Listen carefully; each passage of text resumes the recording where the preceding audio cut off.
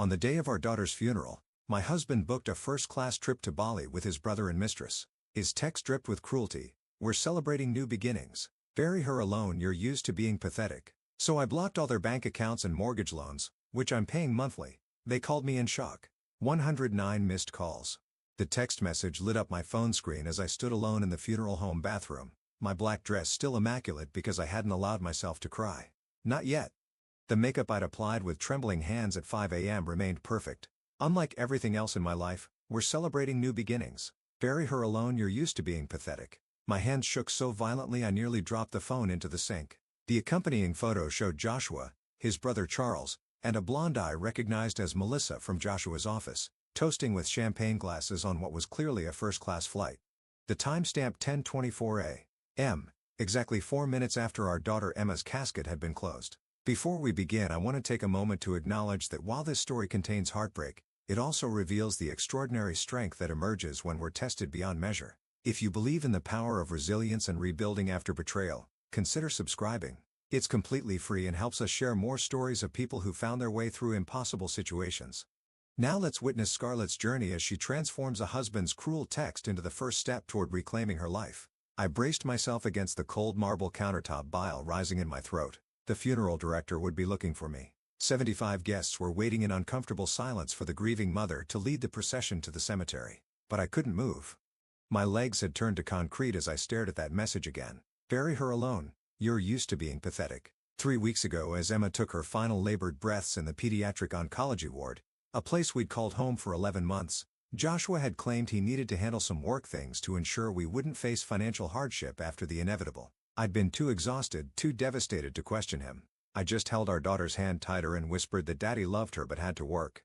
Another lie in a long chain of them I told to protect her from the truth. My mind flashed back to sitting alone with the hospital's financial counselor 6 months earlier, mortgaging our home to cover the experimental treatment insurance wouldn't pay for.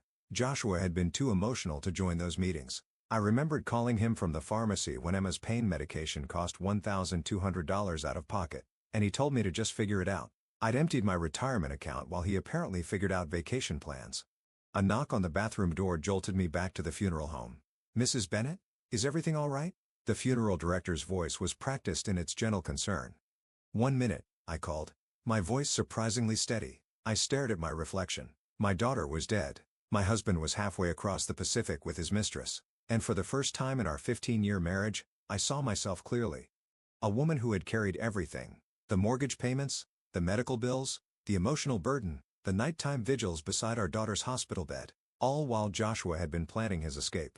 The rage that swept through me was unfamiliar and clarifying, like stepping from a foggy room into sharp sunlight. I slipped my phone into my clutch purse and straightened my shoulders. "I'm ready now," I told the funeral director as I emerged. I walked down the aisle between sympathetic faces, past Emma's favorite teacher, her little friends from before the cancer, my colleagues who had donated sick days so I could stay with her during treatments. Not a single person from Joshua's side of the family was present. Now I understood why. At the cemetery, as they lowered my little girl's white casket into the ground, I didn't collapse as everyone expected. The earth was accepting my daughter's body, but I refused to let it swallow me too. Instead, with each handful of dirt I scattered over her casket, my resolve hardened. The reception passed in a blur of casseroles and condolences. My sister Katie stayed until the last guest left, helping clean up and watching me with worried eyes. "You can stay with us tonight, Scarlett. You shouldn't be alone," she offered, squeezing my hand. "I have things to do here," I replied. The calm in my voice surprised even me. After Katie reluctantly left, I went to Emma's room. I hadn't entered it since the day the ambulance took her for the final time. Her stuffed elephant still sat propped against the pillows, waiting for a child who would never return. On her nightstand was the framed photo of the 3 of us at the beach. Before the diagnosis, before I learned who Joshua truly was, I picked up the frame, studying Joshua's face.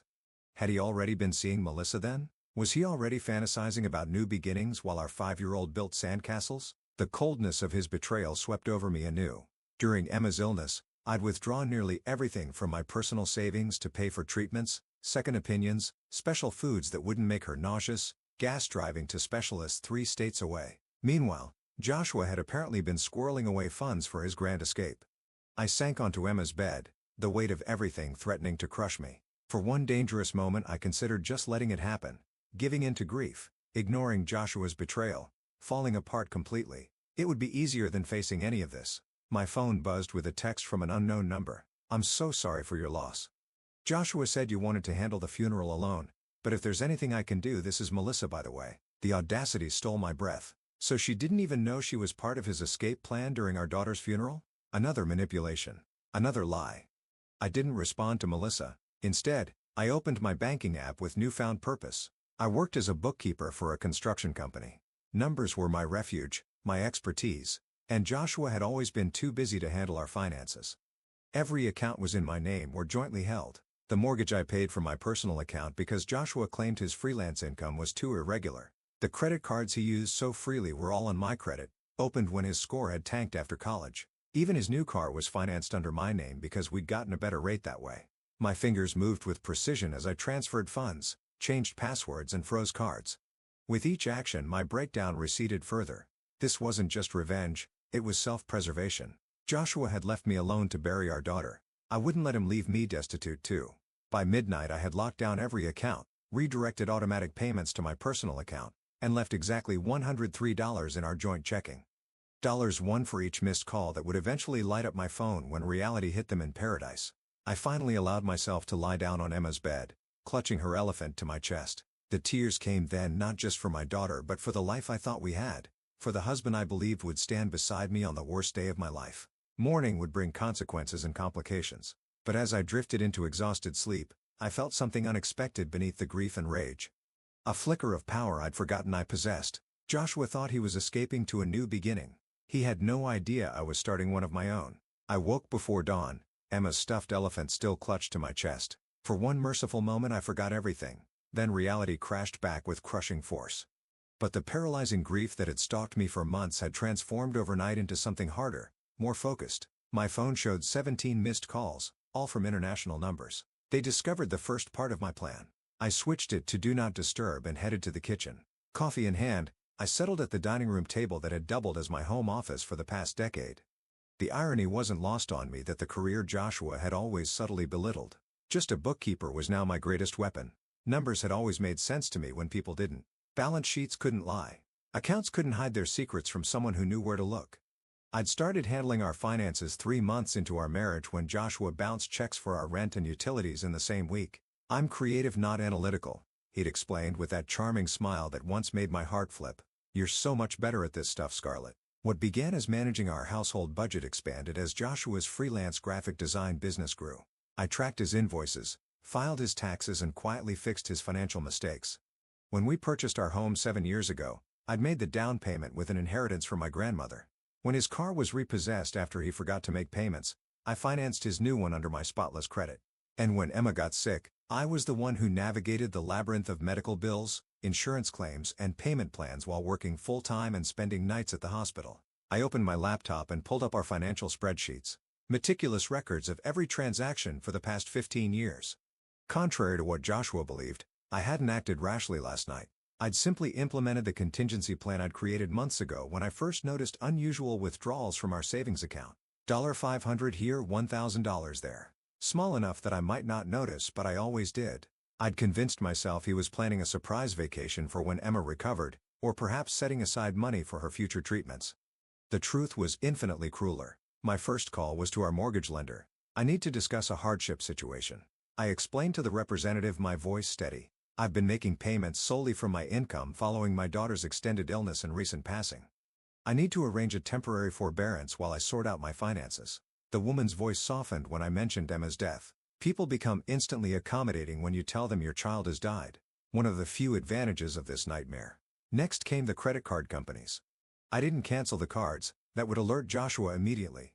Instead, I reported suspected fraudulent activity on our joint cards, ensuring they'd be frozen pending investigation. His personal cards, which I'd added him as an authorized user on years ago, were simpler. I just removed him. By noon, I had systematically dismantled Joshua's financial access while protecting myself. I printed confirmation emails and filed them in a new folder labeled Fortress. The metaphor felt appropriate. I was building walls to protect what remained of my life. My phone continued to vibrate with incoming calls. Finally I answered. "What the hell did you do?" Joshua's voice was tight with panic and rage. Airport announcements echoed in the background. "Hello to you too. How's Bali? The weather must be lovely this time of year." "Scarlett, my cards aren't working. The hotel is threatening to call the police. That sounds like a personal problem. My voice was calm, almost conversational. This isn't funny. We're stranded. We, you mean you? Charles and your girlfriend? The one you brought to our daughter's funeral day. Silence then. I can explain. I buried our daughter yesterday, Joshua. Alone. While you were taking selfies in first class. You don't understand. I understand perfectly. You're celebrating new beginnings, right? Starting fresh without the burden of a sick child and pathetic wife. I quoted his text verbatim, each word precise and cutting. That was just the truth. Finally, no more pretending. I heard muffled voices. Charles probably. Then Joshua's voice returned, suddenly conciliatory. Baby, I know you're upset. You have every right to be. But this isn't the way to handle things. If you'll just transfer some money for our tickets home. No. The simplicity of my response seemed to stun him. What do you mean, no? It's a complete sentence, Joshua. Figure it out yourself. I ended the call and blocked his number. The house felt eerily quiet afterward. I wandered through rooms that held the ghost of Emma's laughter. Rooms where Joshua and I had once built a life that now seemed like an elaborate fiction. In our home office, I began gathering financial documents I'd need for the divorce attorney I planned to call tomorrow. As I pulled files from the cabinet, a leather-bound book tumbled out from behind them. I didn't recognize it at first. Not until I opened it and saw the careful rounded handwriting on the first page. Emma's super secret journal. Not for parents. My hands trembled as I held it. Emma had been only 7 when she was diagnosed. By the end she'd been too weak to write. This journal must be from before. I hesitated, feeling like an intruder. These were her private thoughts, not meant for my eyes. But she was gone and these pages were all I had left of her inner world. The first entry was from her 6th birthday. Daddy promised to take me to the aquarium today, but he had to work again. Mommy made my cake with purple frosting and took me to see the dolphins anyway. He said Daddy would come next time. I wish next time was today. Simple words that cut deeper than Joshua's deliberate cruelty. I started to close the journal, not ready for this additional pain, when a folded paper slipped out from between the pages. I opened it to find a crayon drawing. A small stick figure with yellow hair standing between 2 taller figures. At the bottom in Emma's handwriting, when I grow up I want to help people with money like Mommy does. Like a key turning in a lock, something shifted inside me. This wasn't just about punishing Joshua anymore. This was about honoring the little girl who had watched me more closely than I'd realized, who had seen strength in me when I'd felt only exhaustion. My phone rang again, Charles this time. I declined the call and placed Emma's journal carefully on my desk. Tomorrow would bring more battles, more decisions. But tonight I would read my daughter's words and find my way forward through her eyes. I curled up in Emma's reading nook, a window seat cushioned with pillows she'd helped pick out, under twinkling fairy lights we'd strung together during her brief remission. Outside, darkness had fallen, but I couldn't bring myself to turn on any lights besides the soft glow above me. The journal lay heavy in my lap, its leather cover worn at the corners from being handled by small hands. My fingers traced the embossed letters of her name. Was this an invasion? The last privacy my daughter had? The rational part of me knew Emma was beyond caring about such things now. But motherhood had taught me to protect her boundaries, even when they frustrated me. I'm sorry, sweet pea, I whispered into the empty room. I need to hear your voice again. I opened to the second entry, dated shortly after her 6th birthday. Today at school, Mrs. Wilson asked what our parents do. I said my mommy helps people with numbers and my daddy draws pictures for computers. Tommy said that's not a real job and I got mad. Daddy's job is real. He just does it different places sometimes. Like at his friend's house when he doesn't come home for dinner. My breath caught. Even then she'd been making excuses for him.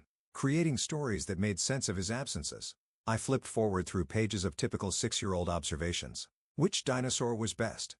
Always the Triceratops. Which girl in class was mean? Brittany with the pink backpack. Which boy she'd marry someday, either Thomas from reading group or Captain America. Normal thoughts from before our world imploded.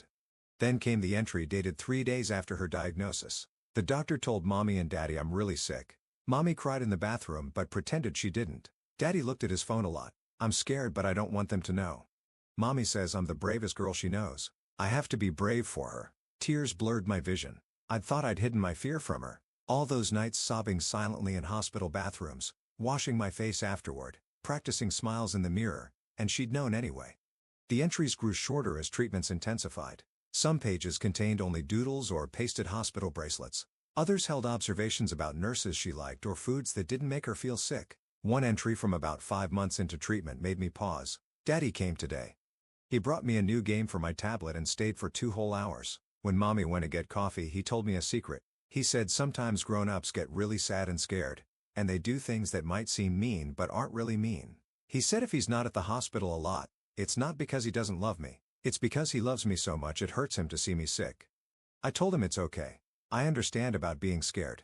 I set the journal down trembling with fury. He'd manipulated our daughter into absolving him of his absence, making a 7-year-old comfort him rather than the other way around. After several deep breaths, I continued reading. The entries became more sporadic as Emma grew weaker. Most were short. Observations about favorite TV shows or which hospital food was least disgusting. Then about 3 weeks before the end I found an entry that looked different. The handwriting was shakier but the words were more mature. Nurse Jen helped me write this because my hands are too tired. I had a dream last night that I was a bird. I could fly anywhere and nothing hurt. I wasn't scared anymore. I think dying might be like that. Mom keeps saying I'll get better but I know that's not true. I wish she would talk to me about it. Dad doesn't come much now. Last time he was here he was on the phone in the hallway talking about Melissa and how complicated everything is. Mom thinks I don't know about Melissa but hospital rooms have thin walls. My fingers went numb. She'd known. All those months I'd been protecting her from the truth about Joshua, and she'd known anyway. 2 pages later, I found an entry that broke my heart anew. I made Dad promise something today. I asked him to take care of Mom after I'm gone. He cried and said of course he would. I hope he wasn't lying. Mom needs someone to make her laugh. She hasn't laughed in so long. I don't want her to be alone. The tears came freely now. He'd promised our dying daughter he would care for me, then booked a flight to Bali for her funeral day. The final entry was dated just days before she slipped into her final coma. Mom, if you're reading this, it means I'm gone. I'm sorry. I tried really hard to stay. Please don't be sad forever. Remember how we always said we'd open that bakery someday? The one with the blue door and cupcakes with too much frosting? You should still do that. Name a cupcake after me. Something with sprinkles. Also, I know about Dad and Melissa. It's okay. Some people aren't strong like you. Some people run away when things get scary. Don't be mad at him forever. But don't let him make you feel small either. You're the strongest person I know. It's okay if you find someone new to love. I just want you to be happy. That's my last wish. I closed the journal pressing it to my chest as sobs racked my body. My brilliant perceptive child had seen everything. Joshua's betrayal, my attempts to shield her, the fractures in our family. She'd carried those burdens silently, comforting me when I should have been comforting her. When the tears finally subsided I felt different. The vindictive satisfaction I'd felt while freezing Joshua's account seemed hollow now. Emma wouldn't want me consumed by revenge. She wouldn't want me defined by bitterness. Yet she also wouldn't want me to simply forgive and forget, to let Joshua continue making me feel small. She'd seen my strength even when I couldn't. I picked up my phone and scrolled through the missed calls. Now 37 from various international numbers, plus 16 text messages growing increasingly desperate. I wasn't ready to respond yet. First I needed a plan that honored what Emma had seen in me. I walked to my home office and opened a new spreadsheet. At the top I titled it Emma's Wishes. The first item I typed was bakery with blue door and too much frosting. The second was live with strength not bitterness. As dawn broke over the empty house I looked at what I'd created. Not just a list of tasks, but a roadmap through grief. My daughter had given me one final precious gift, permission to find happiness again, coupled with the wisdom to set boundaries that protected that possibility. I would make Joshua face consequences for his betrayal, but I wouldn't let that mission consume me. That wasn't the legacy Emma deserved. 3 days after discovering Emma's journal, I was arranging fresh flowers on her grave when my phone buzzed with a text from an unknown number. We landed at JFK. Joshua has nowhere to go. He's a mess, Scarlett. Can we talk? Charles. I didn't reply. Let them squirm a little longer. The early spring air carried the scent of damp earth as I traced Emma's engraved name with my fingertips. I'm trying, sweet pea, I whispered. I'm trying to find the balance. That evening my doorbell rang as I was reviewing paperwork from the attorney I'd hired. Through the peephole I saw 3 haggard figures: Joshua, Charles, and Melissa. Joshua's normally immaculate appearance had deteriorated. His designer clothes were rumpled, his face unshaven. Dark circles shadowed his bloodshot eyes. I considered not answering, but that wasn't the path I'd chosen. Taking a deep breath I opened the door but blocked the entrance. We need to talk, Joshua said, his voice hoarse. You need to talk, I corrected him. I don't need anything from you. Charles stepped forward, always the mediator between us even during small disagreements. Scarlett, please. We had to borrow money for economy tickets home. The hotel in Bali held our passports until the embassy intervened. We're exhausted. That sounds challenging, I replied evenly. Similar to arranging a funeral while grieving alone. Melissa hovered behind them, her blonde hair pulled back in a messy ponytail, looking nothing like the glamorous woman from the flight photo. Her eyes darted nervously between Joshua and me. Against my better judgment, I stepped aside. You have 30 minutes. They filed in silently. Joshua moved automatically toward the liquor cabinet, but I blocked his path. Not in my house. Not anymore. He flinched but retreated to the sofa. Charles and Melissa perched awkwardly on the love seat across from him, their body language revealing the fractures in their alliance. I remained standing. You've destroyed me. Joshua began, his tone accusatory. No, I said calmly. I simply stopped enabling you. We were married for 15 years, during which I paid the mortgage, covered Emma's medical bills, and kept us afloat while you, what exactly? Planned your escape? Built a life with her. I gestured toward Melissa, who flushed crimson. It wasn't like that, Melissa interjected, her voice trembling. He told me you two were separated, that you wanted him to move on. When exactly did this separation happen? I asked, turning to her. During our daughter's chemotherapy? Or perhaps during her bone marrow transplant? Melissa's eyes widened. He turned to Joshua. He said Emma was in remission months ago. You said? He says a lot of things, I interrupted, reaching for Emma's journal on the coffee table. Like promising our dying daughter he'd take care of me after she was gone. Joshua paled. You read her journal? Every word, including the entries where she mentioned overhearing your phone calls about Melissa. I opened to the marked page, including where she wrote that hospital rooms have thin walls. Charles stood abruptly. You were carrying on with this affair while your daughter was dying? He told me it started after. Charles, it's complicated, Joshua began. No, it's actually quite simple, I said, closing the journal gently. Emma knew everything. He protected you, Joshua. A 7-year-old child shielded her father from judgment while fighting for her life. The silence that followed was deafening. Melissa wiped tears from her cheeks. Charles paced the room, running his hands through his hair in agitation. Joshua stared at the floor. I can't defend what I did. But you didn't have to financially ruin me. You did that yourself, I countered. Every credit card in your wallet is in my name. Every loan payment comes from my account. For 15 years I carried this family while you took credit for our stability. What do you want, Scarlett? Charles asked quietly. Money? The house. I almost laughed. I already have those things. They were always mine. Then what? Joshua demanded, desperation edging his voice. I sat down across from him, placing Emma's journal between us. I want you to understand what you've lost. Not just your financial stability or your comfortable life. You lost the chance to truly know your daughter. This brilliant, perceptive, compassionate person who saw through all of us but loved us anyway. My voice remained steady as I continued. I've been advised to pursue full financial separation. My attorney believes I have grounds to claim everything, given the circumstances. Joshua's face crumpled. Charles placed a hand on his brother's shoulder while Melissa stared out the window, visibly disconnected from this family drama she'd entangled herself in. But that's not what Emma would want, I said softly. So here are my terms. From my folder I withdrew 3 copies of a document my attorney had prepared. You will relinquish all claims to this house and its contents. You will assume responsibility for your personal debts. I will transfer $5,000 to a new account for you. Enough to secure temporary housing and necessities. Nothing more. $5,000? After 15 years of marriage? Joshua looked incredulous. Be grateful, Charles muttered. She could take everything. In exchange, I continued as if neither had spoken. You will sign over your half of Emma's college fund, which I established and funded entirely, to the Pediatric Cancer Foundation that supported us. You will also agree to attend grief counseling. Grief counseling?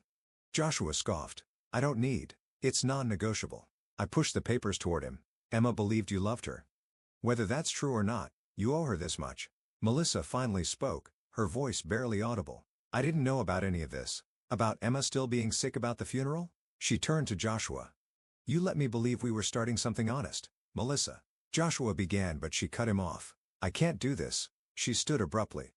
I'm sorry for your loss, Scarlett. Who? I would never have. Her voice trailed off as she grabbed her purse and headed for the door. Charles watched her leave, then turned to his brother. You've been lying to everyone. Even me. The disappointment in his voice was palpable. Joshua sat motionless, the papers untouched before him. The facade of the charming, confident man I'd married had completely crumbled, revealing someone I barely recognized, fragile, desperate, hollow. Sign the papers, Joshua, I said quietly. Not for me, for Emma. His hand shook as he reached for the pen. As he signed each page, I felt no triumph, no vindication, only a profound sadness for what might have been and a quiet certainty that I was honoring Emma's last wishes, standing in my strength without being consumed by bitterness. Charles signed as witness, then helped his broken brother to his feet. At the door, Joshua turned back. I did love her, Scarlett. In my way, I thought of all the possible responses, the accusations I could hurl, the hurt I could unleash. Instead, I simply said, "I know you believe that. Goodbye, Joshua." As the door closed behind them, I returned to Emma's journal and added a third item to my Emma's Wishes spreadsheet. Find a way forward with grace, not just anger. The house felt different now, still filled with grief but no longer charged with betrayal. The reckoning I'd imagined for so long had come, but it had changed form. Not a victory over Joshua but a reclaiming of my own narrative. Spring turned to summer, summer to fall, and before I knew it the seasons had completed their cycle. The first anniversary of Emma's death arrived with a physical heaviness I hadn't anticipated. I woke that morning expecting to be crushed by grief all over again. Instead, I felt a strange, quiet resolve. I'd taken the day off work assuming I'd need to hide away from the world. But as the morning light filtered through my bedroom curtains, now a sunny yellow instead of the muted gray Joshua had preferred, I realized I didn't want to spend this day alone with memories. At Emma's grave, I didn't bring flowers like the other cemetery visitors. Instead, I brought baking ingredients, a portable table, and a confused-looking woman named Diane whom I'd met at the grief support group I'd reluctantly joined 6 months earlier. "Are you sure about this?" Diane asked, watching me set up a small camp stove beside Emma's headstone. Her own son Tyler had died of leukemia 3 months after Emma. "Absolutely," I replied, laying out measuring cups and flour. "Emma and I always talked about opening a bakery with too much frosting. Today we're making that happen, even if it's just for one day."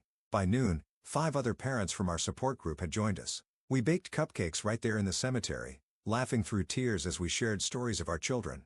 The groundskeeper eyed us suspiciously until I explained what we were doing, then quietly went to get his own folding chair. "To Emma," I said, raising a cupcake topped with an obscene amount of pink frosting and rainbow sprinkles, "who taught me that grief doesn't have to be solemn to be meaningful." As the others raised their cupcakes and a bittersweet toast, I realized I was honoring Emma in exactly the way she would have wanted, with joy breaking through the sorrow with community instead of isolation. The following week I met with my attorney to finalize the divorce. The process had dragged on longer than necessary due to Joshua's periodic attempts to negotiate better terms. Each time I simply referred him back to the original agreement, adding another small condition until he realized the price of his delays. "He signed everything," my attorney said, sliding the final papers across her desk. "No contested points, no last-minute demands." I scanned the documents, seeing Joshua's familiar signature on the final page. Just like that, 15 years of marriage dissolved into legal terminology and notarized signatures. "How do you feel?" she asked as I signed my own name. I considered the question carefully. "Lighter," I finally said. "Like I've set down something I've been carrying too long." On my way home I stopped at the small office space I'd leased the month before. The sign on the door read "Balanced Books and Bridges, Financial Support for Families in Crisis." The idea had come to me gradually as I helped Diane untangle the medical bills and insurance claims that had overwhelmed her after Tyler's death. What began as friendly advice had evolved into a mission. I discovered that many families facing medical crises or the death of a child were drowning in paperwork and financial stress. My skills as a bookkeeper combined with my personal experience positioned me uniquely to help. I unlocked the door and breathed in the smell of fresh paint and new beginnings. The walls were a soft blue, Emma's favorite color, and the reception area featured comfortable chairs rather than the sterile furniture of most financial offices. In the corner stood a small play area for children whose parents needed consultations. 2 days a week I would continue at my regular bookkeeping job. The other 3 I would help families navigate the financial maze of medical care insurance claims and, if necessary, funeral expenses, all on a sliding scale based on their ability to pay. Back home I walked through rooms that had gradually transformed over the months. The formal dining room Joshua had insisted on maintaining but rarely used was now my home office, with Emma's artwork framed on the walls alongside my professional certificates. The living room furniture had been rearranged to create a reading nook similar to the one in Emma's bedroom. Emma's room itself had been the hardest to address. For months, I'd kept it exactly as she'd left it. The door closed most days because the sight of her untouched things brought too much pain. Then one day, after a particularly good session with my therapist, I'd opened her curtains and let the sunlight in. Now half the room remained Emma's space. Her bookshelf, her favorite stuffed animals, her collection of rocks and feathers arranged on a special shelf. But the other half had become a creative area where I painted clumsy watercolors and crafted handmade cards for the families I worked with. Not erasing Emma but allowing her space to exist alongside my own growth. As evening fell I sat on my back porch with a glass of wine. The garden had been Joshua's domain, meticulously maintained for appearances when neighbors visited. Now it was gloriously intentionally imperfect.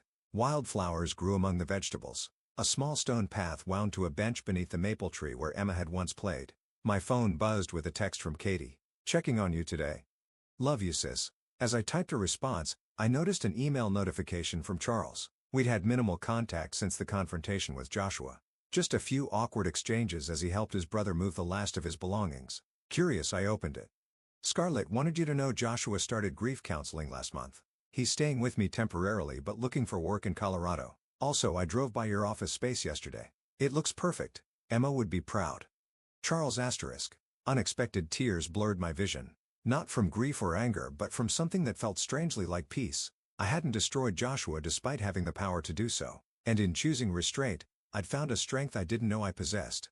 My revenge had transformed into something Emma would recognize, not a hollow victory over someone who had hurt me, but a reclaiming of my own worth and purpose. I closed my eyes and imagined Emma beside me on the porch, eating sprinkle-covered cupcakes and chattering about her day. "We're going to be okay, sweet pea," I whispered to the evening air. "Different than we planned, but okay."